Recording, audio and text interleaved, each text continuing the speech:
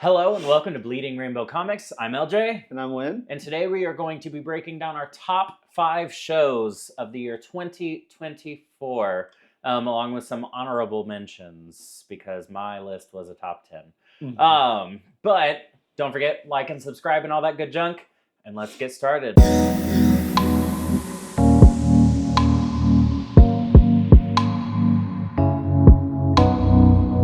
So, what is your number 5? My number 5 is Chaos on Netflix. Which is a show that I did not watch, so I'm just going to let you blurb about it. What is that actor's name? Jeff Goldblum? Yes, he was great in it. Mind you, I He did played- not watch it. He played Zeus, and I don't know, it just had a lot of different little stories, and they all came together at the end, and it was just really compelling. And I love Greek mythology, so that helped. I mean, fair. But it was just very interesting new takes on an old thing.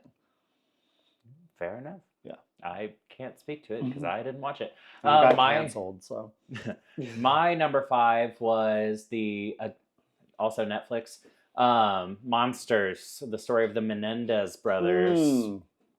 I thought that was really good. It was not a show that I would typically watch. But it was done so well, and the actors did such a good job, especially Cooper Koch. And not just because you got to see things. Yeah, that's why. He's an attractive man. Anywho, but I thought it was very interesting, and it was one that I'm pretty sure I watched it in like a day or two. You watched it faster than I did. I watched it super fast. It was just a really good watch. It was intriguing, and its cliffhangers were excellent, and so I had to click the next thing. Well, you really kind of felt like you were in that era too, like the designs of everything. It was a nice period piece. Yeah, that's what it looked like. Yeah. And a lot of the time when they try to mimic older time periods, they never get it quite right. You can always see like, that's made up.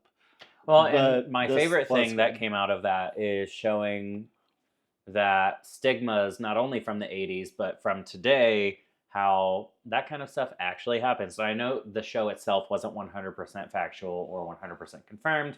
Like, there's no confirmation that the two brothers were intimate together. But it does show that abuse happens to not just girls, but to boys, and that fathers and mothers can be toxic, and sometimes saying nothing is just as bad as the action itself. And there's just a lot you can take out of it if you don't watch it just at face value, and if you dive a little deeper and figure out character motivations and how that impacts. You get to see that how that directly impacts them and how it kind of drives them to it. But no, there were just a lot of really good themes that were really well done in the show, and I feel weird saying I enjoyed it just because of the content of it, but I really enjoyed it. It was a really good show. And you actually watched it first, and the only reason I watched it is because you said it was good. And I think I was homesick one day, and so I just watched it all. Well, you would come in the room and you would see like a scene or two, and you'd stand there and watch it. So I think that you could tell that it was a good show right from just seeing little clips. And then I watched it. Anywho, going on to your number 4. Percy Jackson and the Olympians on Disney Plus. Interesting. I do not have this one on my top 5, so I'm going to let you start. Talk about it all you want. Kind of like my last pick. It's a lot of Greek mythology.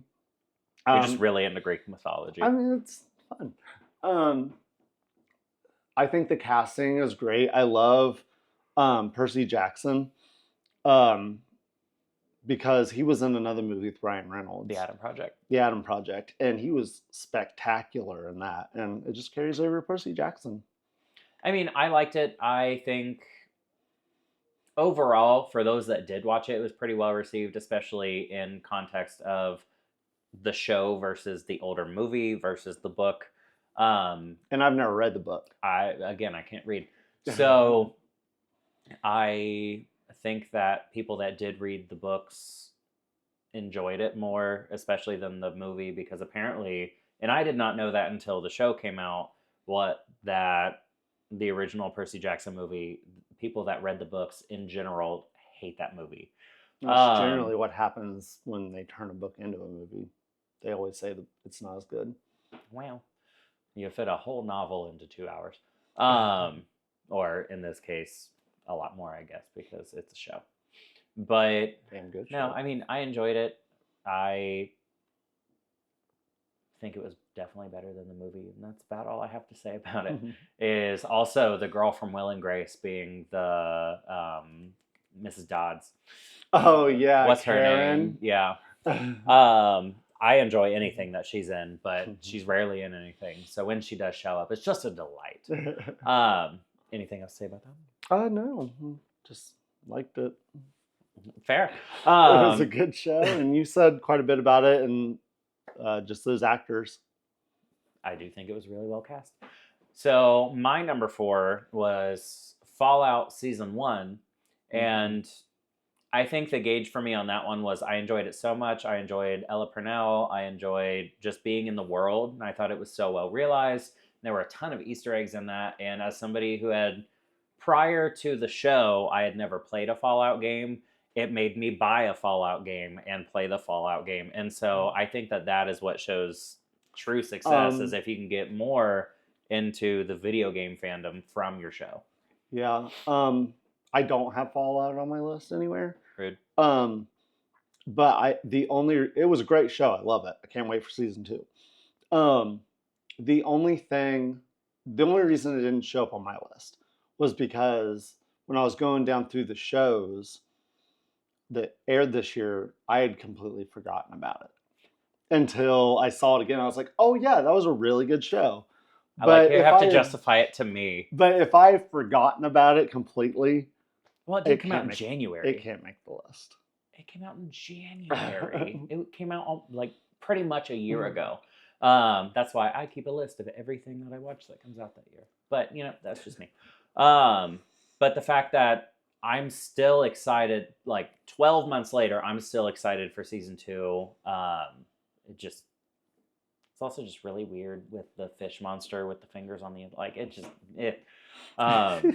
but no, I have a lot of season 1s and limited series on my list because it was just a really good year for starts of shows. Unfortunately, not all of them will get to finish.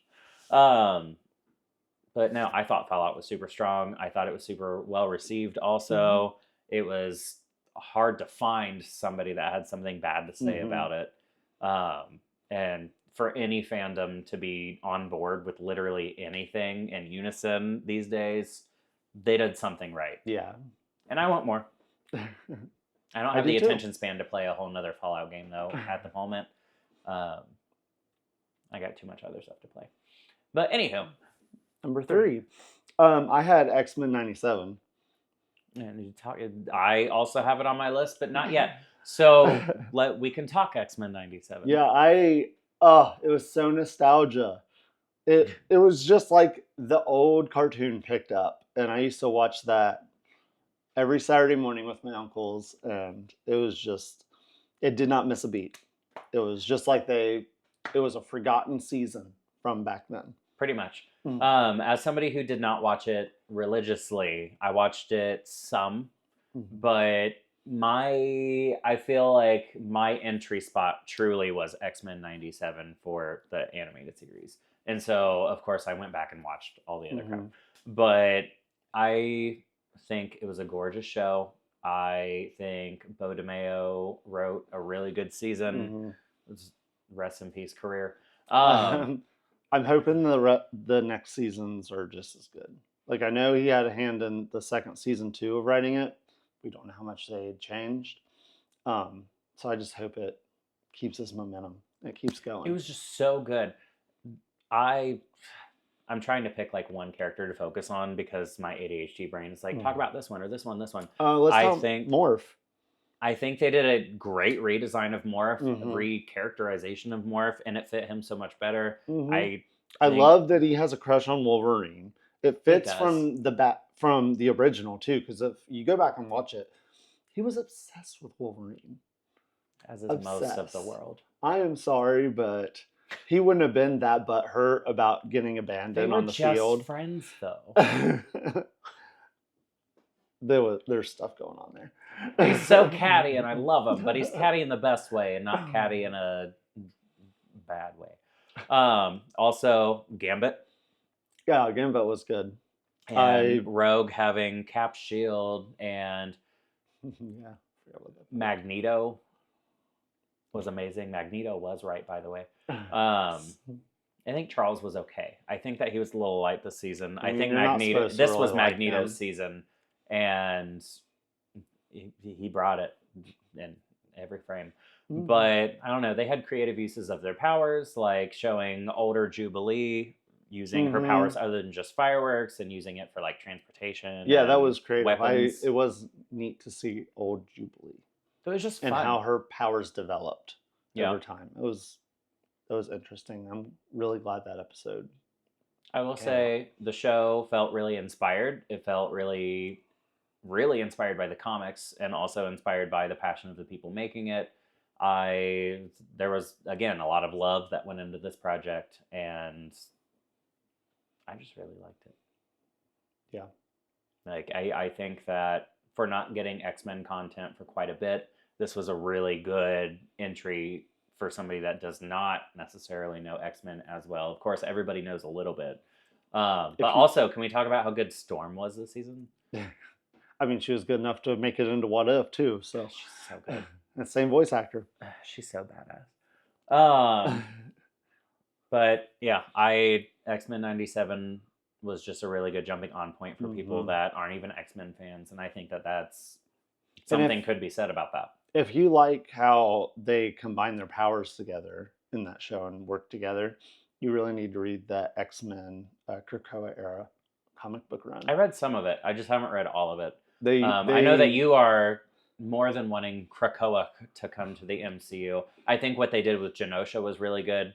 I also, one of my favorite moments, their Emma Frost was perfect. Absolutely. She was, everything that she said was important. And she didn't say a whole lot, but anytime she did speak or just say, oh, when she was in Scott's head, like, I don't know. That's Emma. I love Emma. Speaking of catty. But yeah, anyways. So anything else you would like to say about X-Men 97? No. I hope and wish they would do a Spider-Man one now. You're getting Friendly Neighborhood Spider-Man and you'll like it. We're getting it. We are. We'll see. I don't think we know enough to be excited or not excited. I think we can be excited about any new Spider-Man content because most Spider-Man content within the past 10 years, they've all been winners. Literally the only thing I actually liked in that trailer was that they race bent Harry Osborn and his dad. You mean unrace bent? Because I think he was originally not supposed to be white. I mean, I don't either. That's what I'm saying. That's why his hair I'm is glad like that they race bent him so his hair makes sense. Agreed. Why they gave a wave to a white boy, I don't know. But I'm just excited that Nico is going to be back. But anyways, back to the shows we're talking about. If you would like to hear us blab about what's coming in 2025, check out the video that will be posted after this one. My number 3 has been Hotel.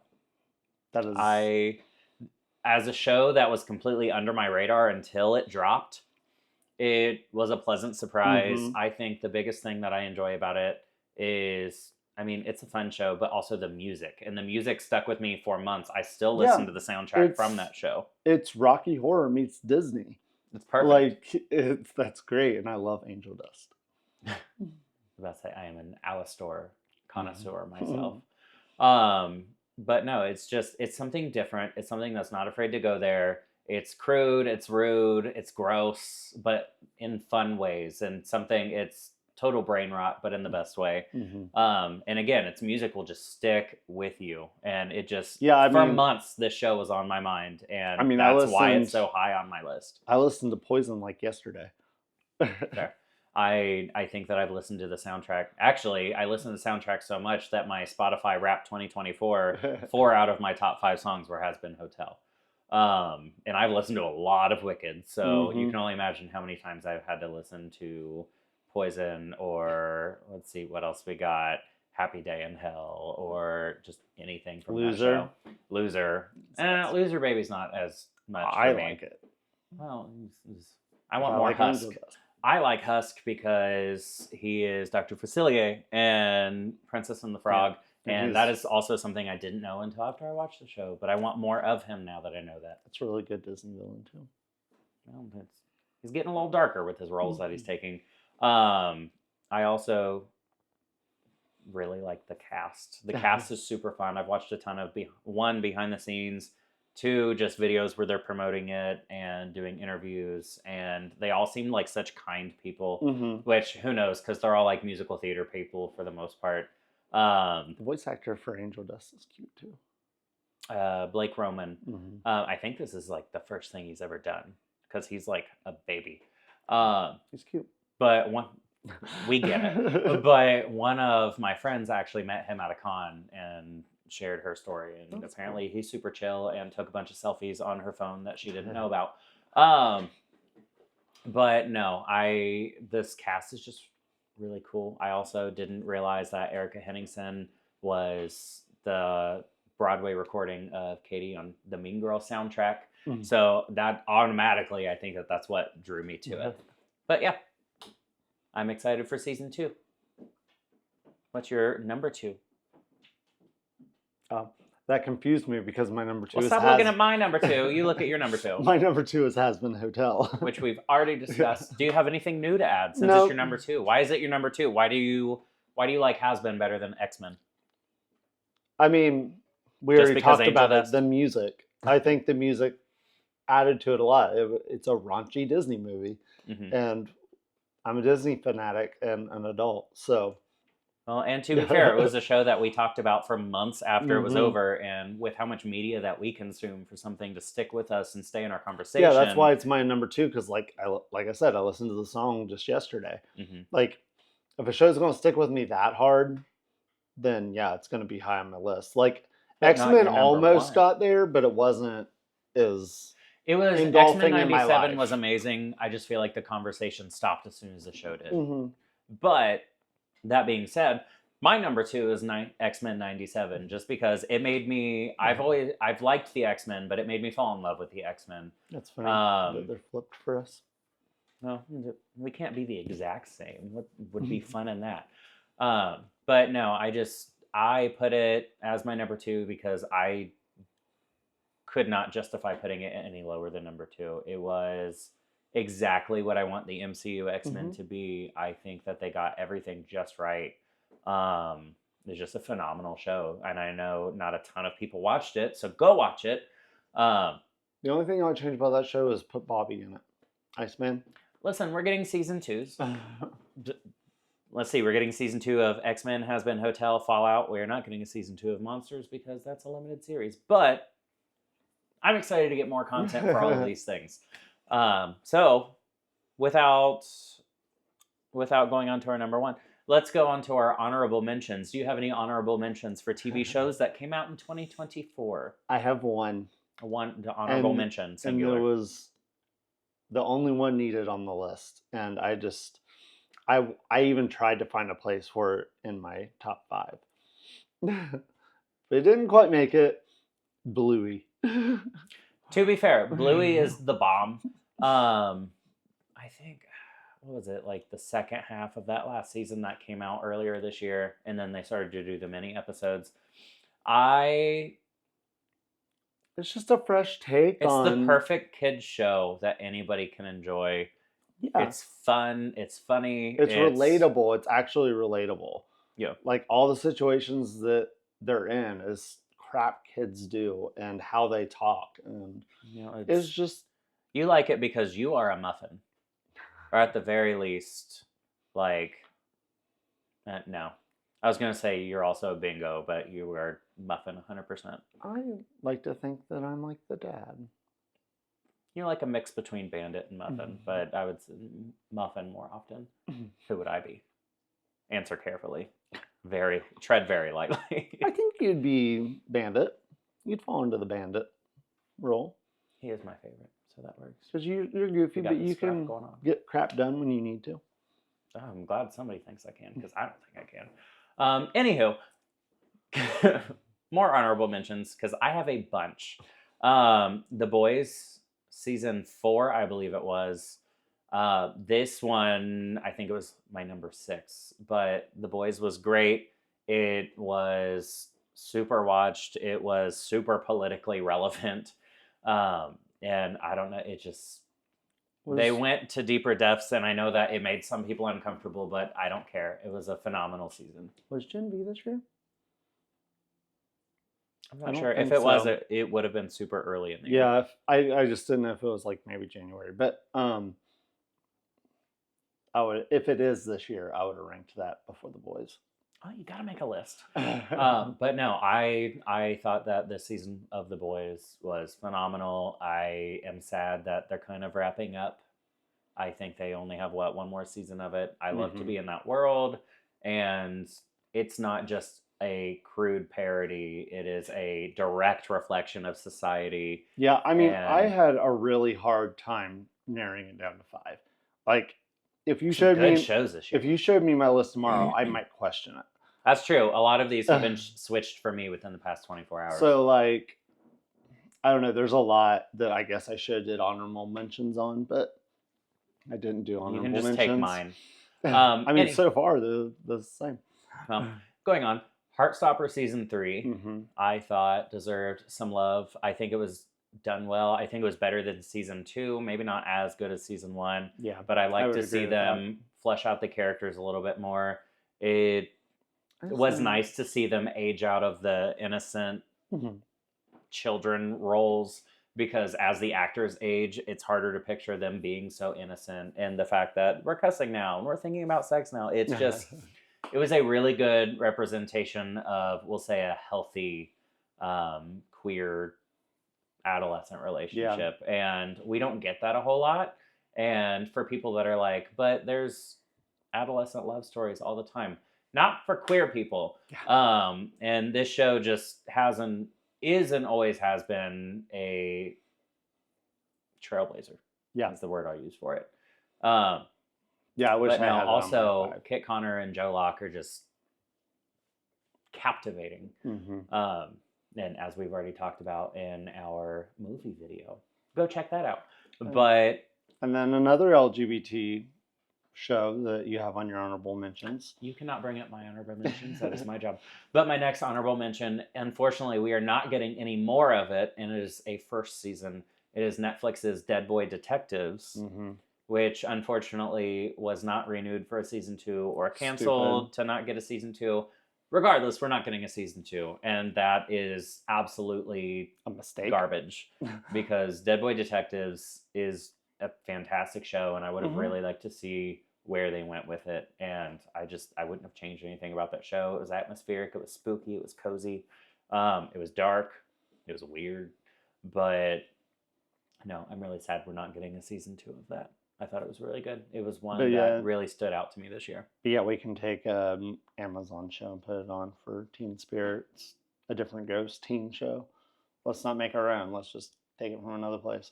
Which, I mean, that was a great show, but I want them both. So if any of the networks are listening, Amazon Prime, pick up Dead Boy Detectives, because I feel like you won't be afraid to go there.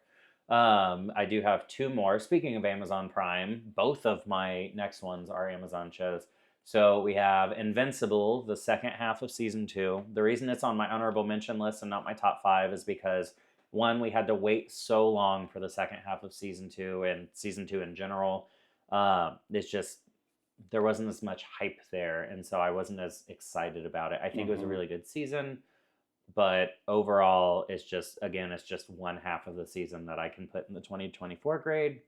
But my last honorable mention is Amazon's Mr. and Mrs. Smith, season 1, and I thought that it was a good show. It was a fun show. It was an action show that wasn't a superhero show, and Yeah. for me to be interested in that is I mean, a lot. I agree with all that, but it left me wanting more of the Mr. and Mrs. Smith movie instead of just the show being itself. Well, I was going to get to that. The reason it is 100% not in my top 5 is because we are not going to get the same Mr. and Mrs. Smith for season 2. Yeah. They're restarting every season with a new Mr. and Mrs. Smith, and I So think we that never is know what awful. I do not want new Mr. and Mrs. Smith. I want those two, and I want to see where their story goes. But it was just left on a cliffhanger too for them. We'll see.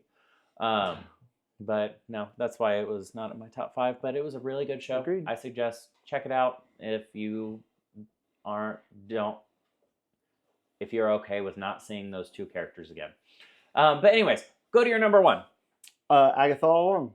That is also my number 1. And for those of you that know me, both from the interwebs and personally, you already knew what I was going to have for number 1. Oh yeah, we did a talk show about I'll it. say it. Not only was it an amazing show, it was the show that really kind of opened our opportunity into the content creation space. It brought us Coven Chat for the weeks upon weeks upon weeks.